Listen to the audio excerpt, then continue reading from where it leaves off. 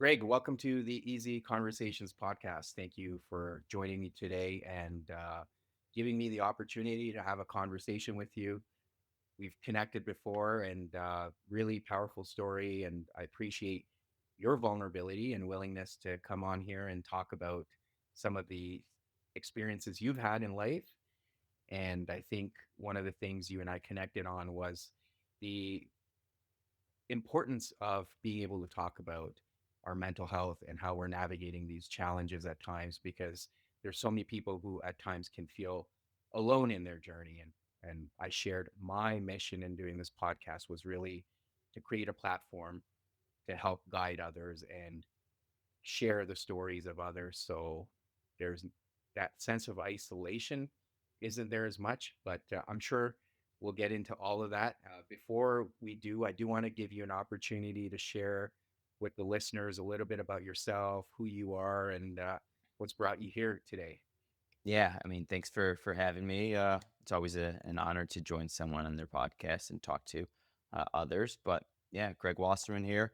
Um 42 years old, and 2.5 years ago, I entered rehab for mental health. So for me, the journey and where I've been in my life has kind of been an interesting one. But as you learned as I learned during that program, it's better to learn now at 40 than never learned. So for anyone that's kind of listening, that was always the thing. It's like, I Mhm. can't believe I'm 42, or I get 42 now. I can't believe I'm 40 and I'm figuring this out, or I can't believe I'm doing this. And there's people that were younger than me, there's people that were older than me, and they're in there. But at the same time, it's like I'd rather have the awareness and the understanding now Yeah. than to never and just continue to be hurting. And you've seen, especially for men, how many end up taking their lives because Mhm. we never speak up or we never get the help we need. So Yeah. I know that doesn't tell you a full backstory. We'll go into it, but that's a little bit about me and what we'll kind of talk about today. Yeah. No, I appreciate that. And I think there's a lot of things that are coming up for me as you're talking about your own experience. The first question I have is what made you realize that you needed to get help? Right. So a lot of people talk about rock bottoms. Some people talk about that they just can't deal with it anymore and it's just too painful. I am curious, what was your realization? And was it something that you had been contemplating for a while and then it just got to the point where you're like, you know what, maybe it's time? Just if you can walk us through that a little bit as well. Yeah, I mean, I'm sure I'm not the only one that felt this, but I went through, most of my adult years, college and then thereafter, always feeling like something was off. And I didn't know why. And then enter the workforce and it continues. Parents always were like, we just want you happy. I Mm. was never happy. And there was always a conversation we would have. It's like, why aren't you happy? And why can't you find happiness and so forth? And you can go like, what are we searching for? And that elusive, was money going to make me happy? Is this going to make me happy? Right. But like, I couldn't find happiness. From a career standpoint, I was getting burnt out. So my background is in media sales. And so anyone that's listening that works in sales, they grind not only there of just like, all right, how do we continue to close, and um, the bosses you may have of just trying to go and get a number, but also just what wasn't fulfilling. But even if I take work aside, I just wasn't there. There wasn't this happiness, and I couldn't figure it out. And so what I came to realize, and so for everyone that's listening, more context is born and raised in Chicago. I currently live in Los Angeles. Came out here for college, and it was around my junior senior year. My father was diagnosed with MS, and he became sick.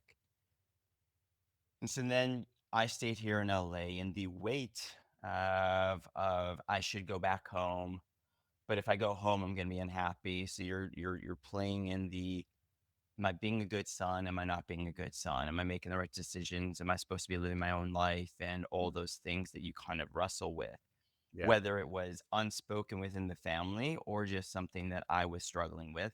And even if that was a conversation you bring up, going like, Mom, Dad, I'm thinking about like I should come home to help. And they're like, no, stay, whatever. Like, do you actually believe that? And so the underlying of like the lack of trust comes into like my own internal gauge of what do I trust? What do I believe?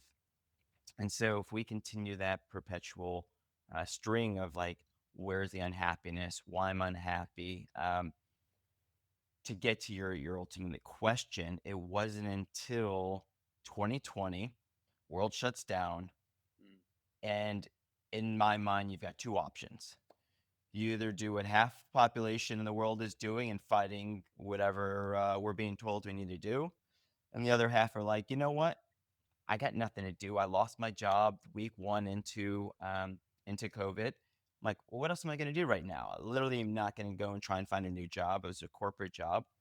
So let's literally start the self help journey. And so I started reading all the books, started doing some guided journeys in themselves, medicinal journeys. And that started changing, I guess, opening up my eyes to new possibilities, to new things. But at the same point, I didn't know, right? Like you could feel something different, you could understand something was different there, but I didn't have a full context. And so it wasn't until my niece was born in 2023, Mm.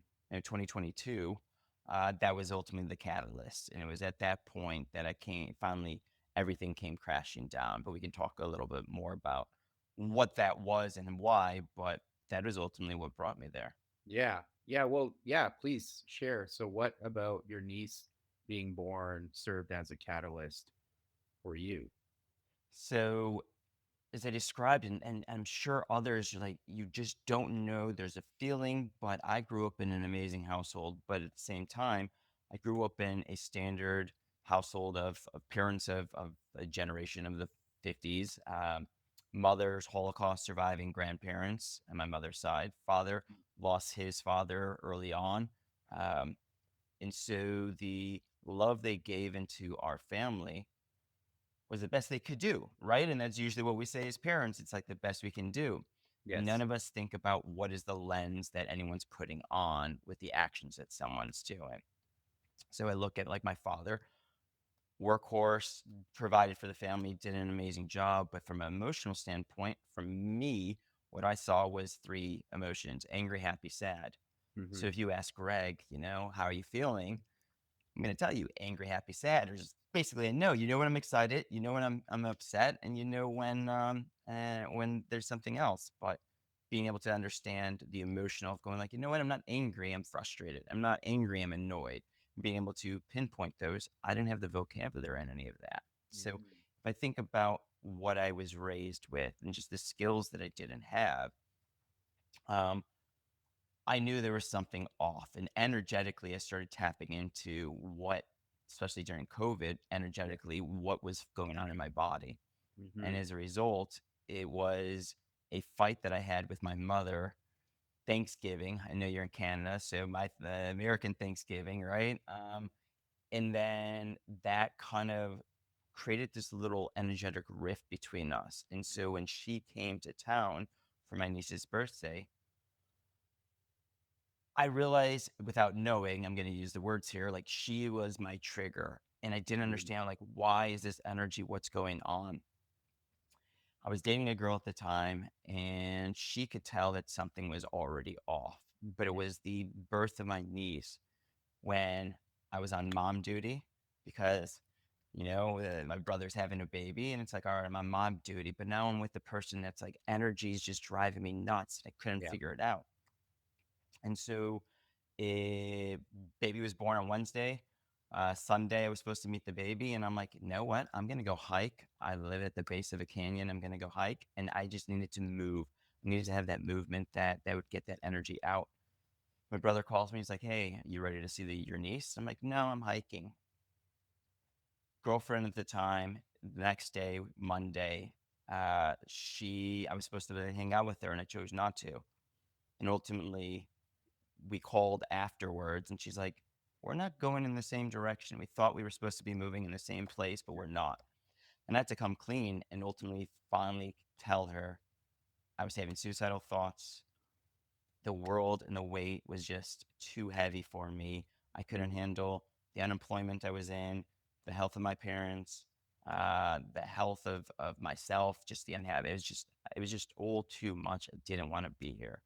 And that was ultimately her birth was then in a sense my rebirth as I looked at like, all right, she's like, you should go for an IOP. Let's get you some help. And Yeah. I chose that as a direction. Yeah. Yeah. Well, thank you for sharing all that. And I do want to get into some of the details of your experience in the IOP, which intensive outpatient, right? Yeah. Correct. Yeah. So uh, now earlier you were talking about this trying to find happiness, right? And I hear a lot of people say that, and there's many perspectives on that too. Is happiness really what we should be searching for? Can you find it within yourself? Is it truly happiness or is it contentment? What are your thoughts around that now that you've kind of gone on your own journey and you've obviously made peace with a lot of things? Still ongoing, obviously, as we can both agree. But yeah, what is your sense now? Was that pursuit of happiness the right thing? And how have you been able to create that for yourself now? Think if I look back at the before my program years, right? If we look at it in that standpoint, it was where I was a lot of negative self-talk. My if I look at a identity map as I did the day one in my program, if you think about, and I highly recommend everyone do an identity map. It is eye-opening. Basically, start thinking about all the words that you associate with yourself, whether it is I'm a brother, I'm a son, and then in my case, it was like I'm a burden, I'm not worthy, and all these negative terms that I'm like, wow. And then you look at that and you're like, is that something that a friend would say to you, but you're saying that's your own self? So, and all these negative views about myself. And I go back to the lens that I put on all these little moments within my life that were through another lens, love. Through the lens I put through on myself, it was like, I'm not good enough. I'm a burden. This is terrible. So, back to your question about the pursuit of happiness, I think it wasn't so much I was trying to find happiness. I didn't have the vocabulary to even understand, like, why do I feel this way? Why have I beaten myself down so much? And why is all this negative self talk?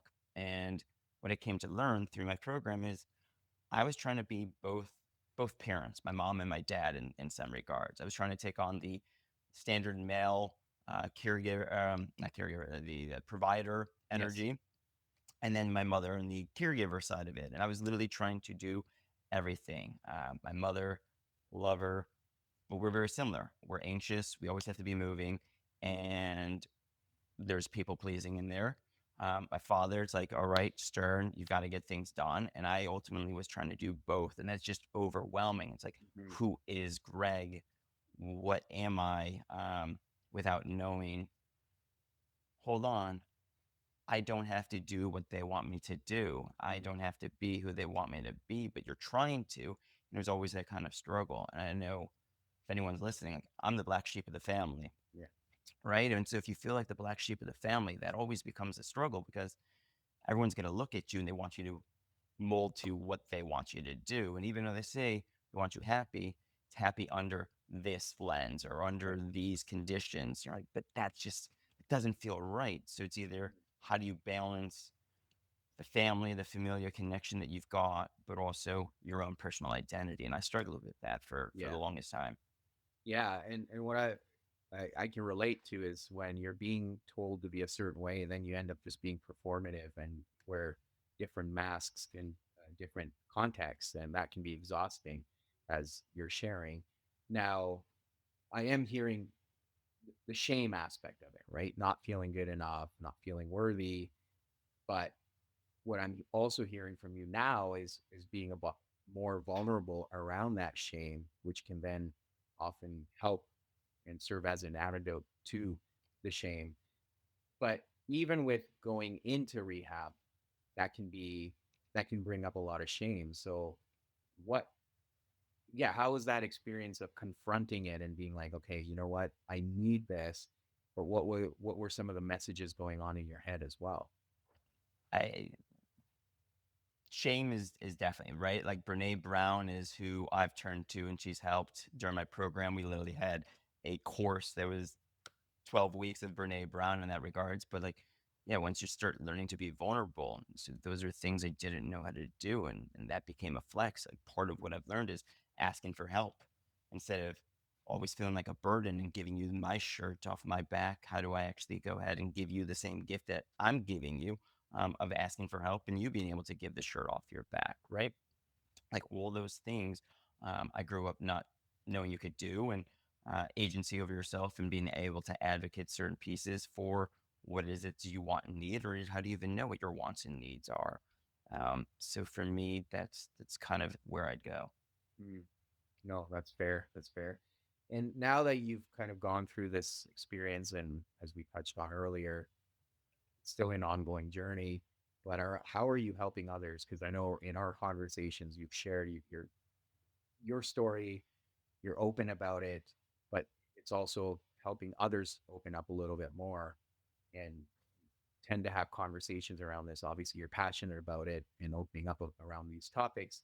How are you serving other people, or whether it's men specifically, but in general, how are you giving back in that regard? The hardest thing was coming clean and telling people, hey, I'm in a program right now. The biggest pain in that was not so much the sharing component, but the reaction was, hold on, you? Right? And so for anyone that's feeling the person who seems the happiest on the outside is probably hurting on the inside. And so to hear it's like, I had no clue. Like, yeah, A, I hide it really well, and B, I wasn't able to verbalize it and vocalize, you know what, I'm not okay. And I don't know how to ask for help. I don't know how to do those things. So I can say now being able to share that part of it is going on to podcasts and talking with people like yourself. And if anyone wants to listen and go like, wow, I understand this, or I feel that connected, like that helped me. I didn't know that at the time, but I Mm-hmm. remember being on LinkedIn and seeing sporadic, it wasn't a lot, but like sporadic posts of people sharing kind of their mental health or like burnout stories. And I'm like, that sounds like I can connect to that, but I wasn't in a place to be able to do anything about it, to understand it besides like, I remember that person's post and I remember that person. And after programs, reaching out to some of those people and going, your words, you didn't know at the time, and I didn't know at the time, but those I still hold with me. And so if I can now be someone that does that, that's key. So it's not only being able to tell friends or being able to be open with others and going like, you know what? Yeah, I went to rehab. And most people are like, oh, but you're drinking. I'm like, you guys, rehab doesn't have to be just about a substance, right? Like, Yeah. while there's a lot of substance tied to why someone's mental health may be there or why they're using a substance, for me, that wasn't the clutch. It was more different than that. And so, if I can go on someone's show and share this, if I can be vocal and tell people, and also in just the last week, I've had 3 conversations with 3 different men, which was eye opening because like when I told them, I'm like, hold on, no way. And so it completely changed the dynamic. And then they were able to open up to a different level as opposed to your standard conversations that most of us are probably having. Yeah. Yeah. No, I hear you on that. I definitely appreciate getting below the surface and getting into the depths of the experiences we have as individuals or the challenges we're navigating. I think there's so much opportunity there to connect with people when you're able to get to that level of conversation. And I appreciate you touching on the rehab piece because, yes, that's what most people immediately think, oh, substance misuse or abuse. So, from the mental health side of things, when you went into rehab, you did touch on, spending 12 weeks talking about Brene Brown's work around shame, but what were you doing in that program that was helping you navigate your mental health? For me, and this is just who I am as a I guess as a student of life, I know I'm a student in the sense that like I have to go to a class. Like I was always the kind of kid who, even if I went to class hungover or tired in college, right? Like I went to class. Whatever the notes will be, at least I'm absorbing it. Other people are like, no, I can just read it. So 2020, when I tried doing my own self-help and reading books and going guides and still just trying to figure out what therapy was because I started therapy in 2019, like for me, that opened my eyes, but it didn't give me the structure and an actual person to guide me. So during this, it was 5 days a week, 4 classes a day, um, call it 9 to 4. I think it was 9 to 4, right? And so hour and a half each class, and it broke down each different kind of modality. So we would talk about shame, we talk about anger, we would talk about identity mapping, CBT, DBT, all these terms, all these things I never knew. And so now I'm literally in a crash course, and I told everyone I think every person should go through the 4 weeks of the intensive component that I went through. And the world would be a far better place because we'd all have a better understanding of our identities. We'd have an understanding of our pains, so maybe some of our traumas, because most people are like, I don't have traumas. Like for me, little T's, not the big T's, right? I never Yeah. got the big, whoa, I hear that. That is a trauma piece. For me, it was always these small little things. Like to say, death by a thousand paper cuts, and you can either heal them or, in my case, it hurt me, right? So Yeah. it was incredible to just have this experience of the classes, and I documented like my Instagram.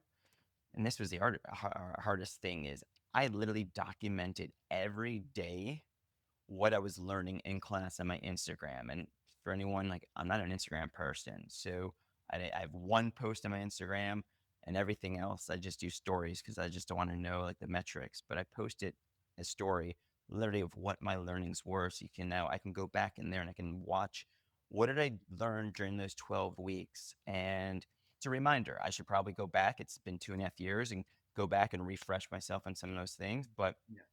it was eye opening in that respect, and the materials I was learning, just fearlessly writing notes, that was helpful. Like that is Mhm. what I needed in order for me to heal. Yeah, for sure. And we've already touched on the value of being open about your experience and how it can impact others. But at the time, you're talking about being a bit more public about it, sharing your stories on Instagram. But even in your work, you talked about, being in media, content. Was there any, I guess, fear around sharing this intimate part of your life openly? Like, how did you feel at the time? And obviously looking back, you could see that it's definitely served a purpose. But at the time, how did it feel as you were being more public? I mean, I can only speak to my personal situation. So anyone that's listening, you may be in a different boat, but I was unemployed when I entered program. I was unemployed when I left program. And since then, I've only worked for startups. So the corporate life that I'm entering in is a very different environment than I work for a Fortune 500 company, and I have to be careful of what I say because of HR and everything else. So for me, I've never been, I mean, I've worked for the big companies. I've worked for the Fortune 500 companies. I like the startup vibes, partly because you can be more of yourself. You have to be more of yourself because we're all moving that boat in the same way together, as opposed to a big company where everyone's doing their own thing. So if you're in one of those situations, maybe my story is not there, but I would still say, and I think Bernays and others have talked about this. You probably coach on it. You can still be authentic with also keeping boundaries. You can tell people I'm not okay without telling them this is what I'm going through. And so, do I think most people are probably going to listen to the podcast I go on that share these stories from a corporate standpoint? I don't know. That's what I love. I mean, I work in podcasting. So Yeah. for me, the joys of this conversation is a part of a legacy that will go on. And I can look back at it and go like, wow, 20 years from now, I was on your podcast and I was sharing the story. Where am I now? And I'm glad I was able to be vulnerable because if anyone's not hiring me because, we can't have someone like Greg because of whatever mental struggles he's had before, that's like telling a person we don't want you because you're human, right? And so that becomes more of a, well, that's a redirection. If you're not hiring me, if you're not looking because of who I am at its core, then great. We're not meant to be together. Thank you for the rejection here and the redirection to where I need to go. Yeah. Yeah. No, I love that perspective. And you brought it up. You work in podcasting. This is a podcast. And one of the things I appreciate about podcasts, for me personally, my observation is during the pandemic, podcasts definitely gained a lot of popularity. You can hear stories like yours. What have you noticed in the podcasting space since that you're in it? What's allowing people to share their stories, and why has it become such a great platform for that? It's a couple reasons. And I think most people should lean on it. And sales pitchy as this may be, it's not. But like, I believe everyone should have a podcast, even though I don't have one, because it's a business. It's an opportunity for you to have authentic conversations and share those stories. And working in podcasting, I see so many people start podcasts because of these are stories I wanted people to know. And if I can just get a couple people or a couple thousand people to hear these stories, that changes the environment, that changes minds, it changes our connection as a human beings. So from a podcast, you get to be authentic because you can tell right away when people aren't. You may listen to people and you realize this sounds canned or like, do I trust this person? Podcasting allows you to build that vulnerability, build that know, like, and trust. I mean, you and I, we got connected through a podcast person to join and talk. And it's like, I don't know you, but I just know you have a podcast. So right then and there, I'm going to go, all right, this is probably a person I want to talk to because he's not going to be authentic on his podcast. Otherwise, no one's going to want to listen to it. And the mask he's putting on, everyone's going to see later on, and that's all going to become crumbling down. So you kind of can't hide behind those pieces, and that becomes, I guess, the magic, and that's what I love about it, right? So Yeah. you can either watch this, you can listen to this, or you can take my story and you can chop it up into different pieces. But ultimately, an audience is able to figure out what is it they need Mhm. to help them learn, heal, grow, connect, whatever we want to take it. Yeah, absolutely. And how did you end up in this space? You know, like you talked about your work experience a little bit, but and then you talked about being in the startups space. How are you now in podcasts, and what are you doing in this space? I believe, and I didn't know. So if we go back to like the happiness piece, the one thing I've always that's been stayed consistent is relationships. That's just who I am at its core. So life is about time and relationships. While I went from media, I didn't know where this thread would ultimately take me, but I fell into podcasting based on connections and relationships. And you come to realize, as I just described, podcast community is incredible. Like it's unlike anywhere else I've worked where everyone wants to help each other. Well, technically, you're all trying to quote unquote land grab for attention, but we all are sharing best practices, tools, resources, guests. You go on someone's show, they go on your show, and we cross pollinate. And so it's just been incredible. So I've been blessed that I've worked in this medium, especially as it evolves. And I get to guest on people's podcasts, coach people on how to podcast, Yeah. work with the companies that are doing it, and ultimately help build know, like, and trust, or help build narrative stories that we're all, in a sense, just hoping to tell. Yeah, yeah. Well, I do want to spend some time talking about that because I think you know you touched on this whole notion that everyone should have a podcast, or at least everyone in my mind should try to go on one at the very minimum. What I've really enjoyed about this experience, I've been doing it for almost 5 years now, is the connection piece. Absolutely, I've been able to talk to amazing people and stay connected with them and learn from them, but also the opportunity to share people's stories like yourself and how much it can help others just when they're listening. And then the third piece for me, it's been really cool from a creative outlet perspective. right? So I didn't appreciate that when I first got into it, but I get to decide how I share the story or what I do with it or how I even share the podcast itself and all the other things that have come with it, whether it's the connections and or having a newsletter around it and some of the ways you talked about, whether it's doing a separate video or chopping it up into small clips for people to engage with. That's all been very cool for me from a creative perspective, and it's allowed me to get that creative expression, which has helped my mental health. I was also struggling during COVID, and the podcast really helped me. Like when there was a lot of isolation at times, I couldn't see people or talk to people. I was able to talk to people through the podcast all across the world and talk about mental health and just be completely open about it. So, from that perspective, for me, it's been great. But I just want to hear your thoughts on why you think people should have a podcast and what can they do to set themselves up because there could be a lot of fear around getting started as well. Fear is going to be always there, right? And it's going to be debilitating to some degree because you're like, I'm putting myself out there. Oh no, what are people going to think? I it's funny if we think about our own self-worth in some regards. Most of us don't like the sound of our voice. There's reasons for that, but also we just don't like the sound of our voice, or we don't think we have what it's to say. Or I know I say like and all the time, and I need to get better at doing that. So who wants to listen to me saying these words, or am I professional? You know what?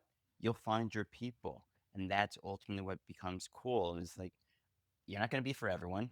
You're going to find your niche, person who wants to listen to your story, your style, what it is. Maybe the person who's like spending 3 minutes talking about Taco Bell, and someone doesn't want to listen to that, so they're not going to listen to you. And either they're going to give you the feedback and I liked their show, but I couldn't stand the whatever it may be. You're not going to be everything for everyone, but it Yeah. also teaches you a lot of key skills: connection, relationships, communication.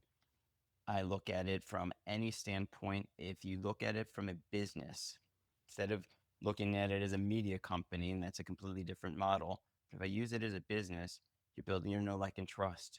Where else are you able to go ahead and say, I want to sell to this person. I want to talk to this person. I have a buddy, like I said, I was doing some male mental health chatting this weekend. And he's like, I really want to go to these events. I'm like, great, start a podcast, bring all the people that you would want to network onto your podcast. You now are marketing them. They would love you because you're bringing value to them. You're bringing their voice out there.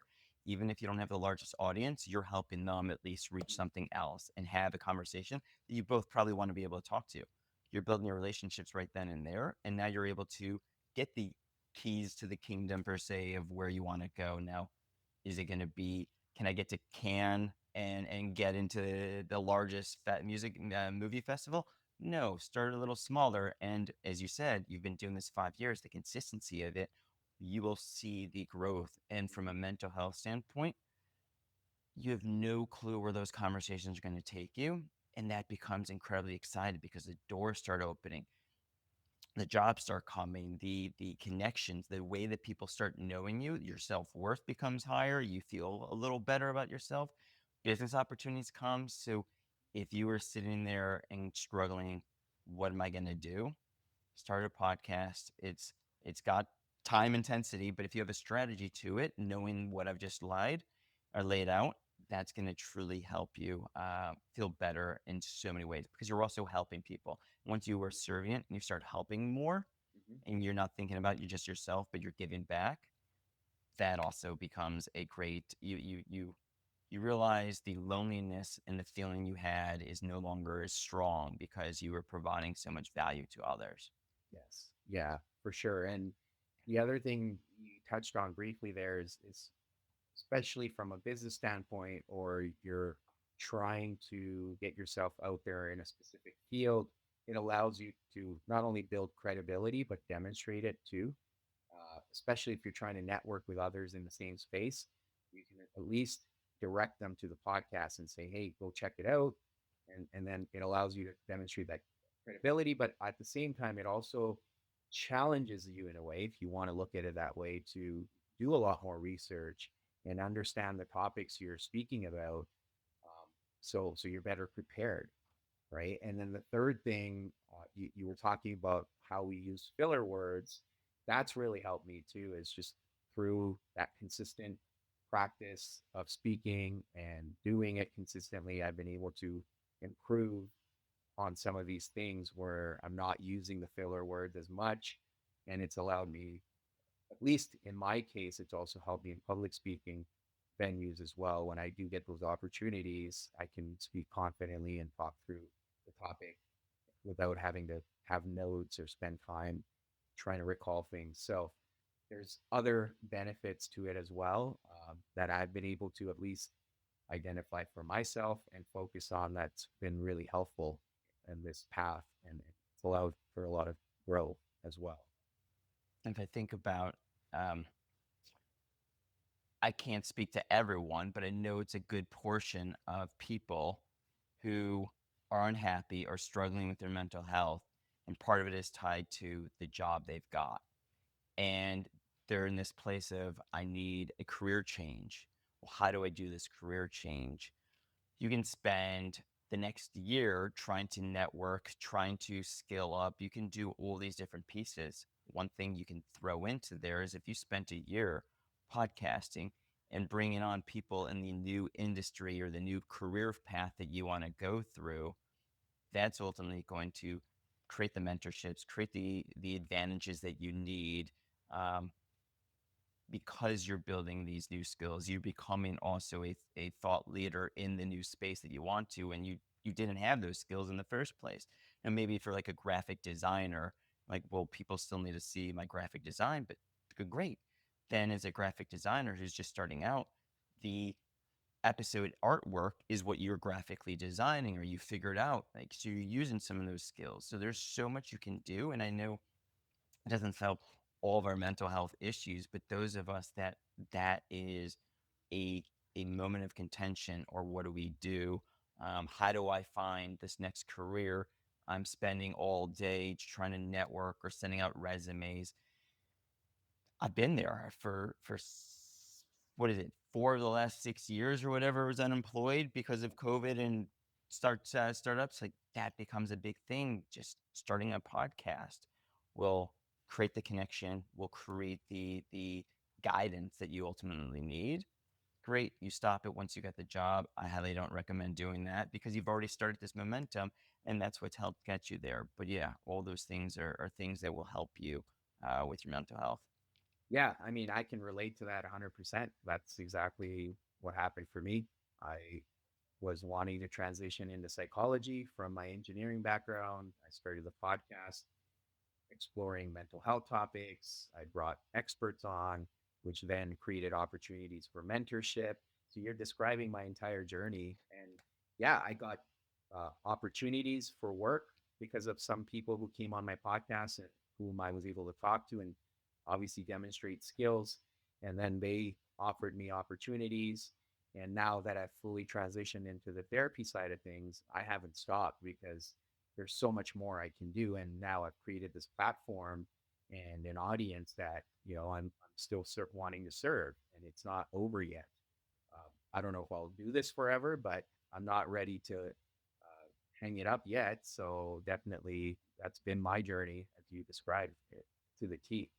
I mean, look, now you've got 5 years of content, so you can turn out how many combination of episodes. You can look at themes, content that you can turn into lead magnets and blueprints, basis of books, basis of your research, because you're literally talking to how many people each year. So all of that is fueling not only your day to day, client therapist conversations that you're having, but also these public forums where you're like, all right, how do I match what someone's saying publicly with behind closed doors and anything else that you're doing? So yeah, it's impressive. It's great.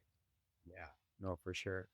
And coming back to you, what, so one of the things I like to remind people when I'm doing therapy sessions is the work we have to do on ourselves is continuous, right? So as much as people realize that, okay, I need help, I need to figure something out here, it's maintaining that consistency. And it doesn't mean that you constantly have to go for therapy, but it's, are you building in the practices to ensure that you're sustaining your growth and you're managing your mental health? So with yourself, you came out of the IOP and you're back in the real world.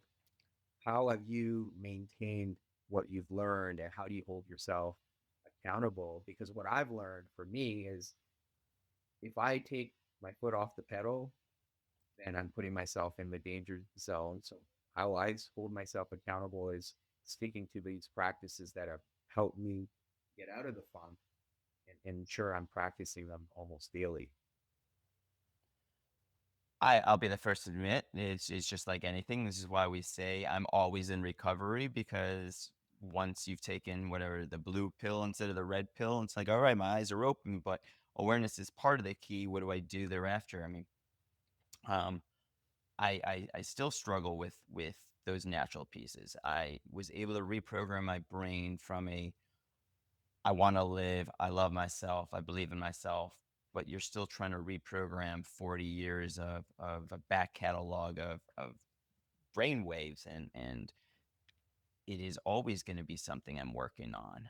So the practices I've been able to implement is the program I went to is group. So that was amazing because I'm literally surrounded by other people. So there's two girls that we literally leave ourselves voice memos. We continue to check in because we saw each other, quote unquote, at the worst. We shared everything vulnerable about ourselves. So it's now we continue to do that in order to, hey, this is where you were. This is where I am. Oh my God, it's amazing. But we can speak a similar language. So that becomes a great piece. So having a group that you can always open up to your partner or just a group of friends or whoever it is, your therapist, whether it's trusted. But Mhm. yeah, I'm always going through that hold on, how do I remember to breathe? How to remember this? What is the awareness? And you're trying to juggle all the day-to-day processes that you're going through, the job or relationships and the awareness, which is really hard because you normally want to rely back on what you've already been programmed for. That is just our natural human nature of what is the easiest thing, what am I used to, and how do I stop myself? So I admit I find myself replaying old patterns and then going like, ooh, that was a pattern. I have to remember to do that. Or the check-ins of going, Greg, it's okay. Go for a walk. You're like, you're right.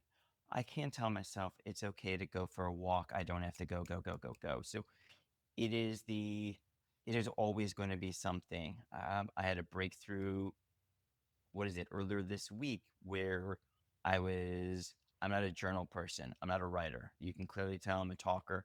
So for me, give me prompts and I will speak it out. And so I've been speaking my thoughts out and then using, I mean, there's a reason why AI is now the number one reason people use AI is for therapy. And it's Yeah, great because I can go to you as a therapist and get some, but I also know, hey, anyone, I go to a therapist, they're not going to give me the answers. So I can go to AI and go like, all right, you gave me some direction, but like AI, give me, what are the words? How do I reprogram my brain to say these things in a different way? And so that's incredibly helpful to realize, hold on, I'm making I now saw I did this years ago. I did this now. Great. There's a connection that I didn't understand. How do I change that? So we're always gaining awareness. We're always trying to change, but there's only so many hours in the day. So I think for everyone, we got to be kind to ourselves. And that is my hardest thing of going, I want it now. I yeah, want to fix everything today, and we can't fix it all today. You can't make $1 million today from starting with nothing. You actually have to put in the work, and that's what I also love about podcasting is the consistency wins. And if you consistently grow and flex that muscle, just like with your mental health, just like in life in general, the things will happen. absolutely. Yes, for sure. And that being in recovery piece has been so instrumental for me. And I also truly benefit from group work because there's so much growth happening in those circles, especially around what you're hearing other people share, what they're reflecting back to you, or the feedback you're getting.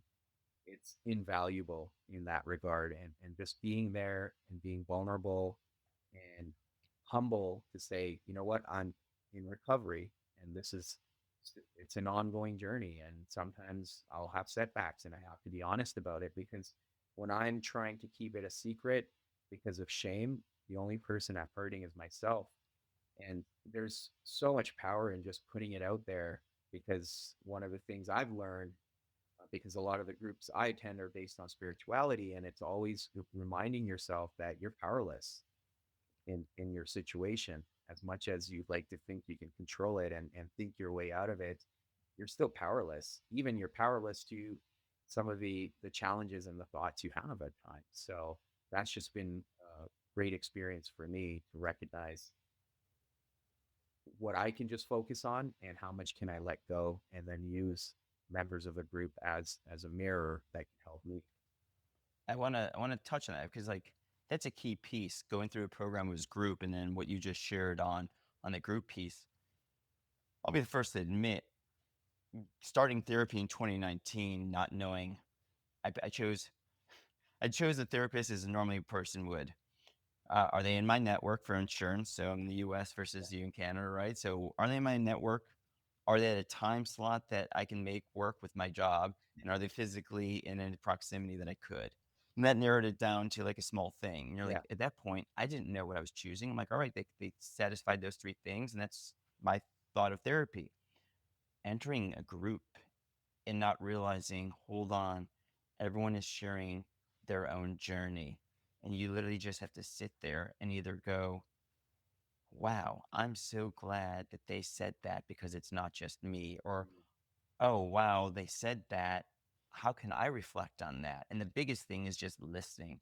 Like that's the biggest power move in a group is you do not have to, especially as men, that's what we love to do. It's like, oh, can you fix this? Or you should be doing this, or hey, let me give you a suggestion. Biggest thing I learned in I was the only male in my group. It was a bunch of women until about 6 weeks in, but it was great because they sh- they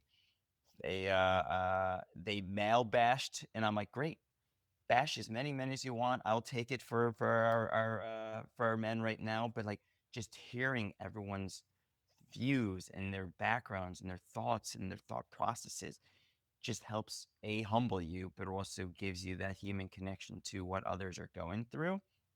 And you can say like, wow, their life is terrible, mine's not that bad, I can't believe I'm here. No, you have to remove that. We're all here, you're all struggle, everyone's struggle is their own struggle. But hearing other people just gives you that gratitude. And that gratitude that you build is ultimately helpful from a healing standpoint. Yes. Yeah. For sure. For sure. That's definitely been my experience too. Greg, thank you so much for coming on here, having this conversation with me, sharing your story. Super grateful for it all. Now, for listeners that want to learn more about you, your work, what are some ways they can find you online or even get a hold of you? Well, I know I mentioned Instagram, but I don't live on Instagram. I live on LinkedIn. LinkedIn is, from a business standpoint, from a life standpoint, that's basically where I'm at. So, Greg Wasserman, you find me. My headline literally says, "Life is about time and relationships." So, you can't miss that. But the greatest gift you can give to both of us is reach out either to you and say, hey, I really enjoyed your conversation with Greg, or reach out to me and go, I really enjoyed your conversation. Because a we all know that talking into the void sometimes as podcasters, like, is anyone ever listening? And we know that we're changing lives, otherwise people wouldn't continue to come back, you wouldn't see the downloads. But the feedback you get is always the key piece, going like, all right, I'm glad I touched someone's life. So I welcome you to reach out. I'm always open to talk. I network for a living. That's literally my job. So I'm happy to talk about anyone and everything.